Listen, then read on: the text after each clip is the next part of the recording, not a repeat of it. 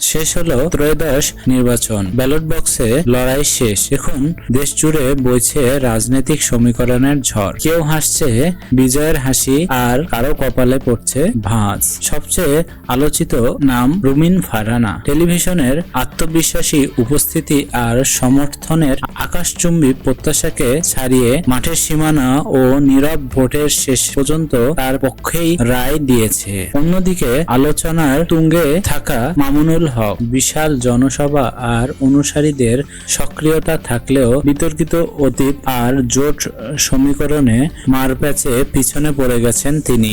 বড় চমক, পঞ্চগড় প্রথম আসনে এনসিপির নেতা সার্জিস আলম পরাজিত হয়েছেন, বিএনপির প্রার্থী জয়লাভ করেছে। তবে নাহিদ ইসলাম ও নাসির উদ্দিন পাটোয়ারি মতো জানান দিয়েছে যে নতুন প্রজন্মের রাজনীতি উচ্চ আকাঙ্ক্ষা রয়েছে। এই নির্বাচনে আবারও প্রমাণ করলো জনপ্রিয়তা ও সোশ্যাল মিডিয়া ট্রেন্ড শেষ কথা নয়, শেষ কথা বলে ব্যালট বক্স।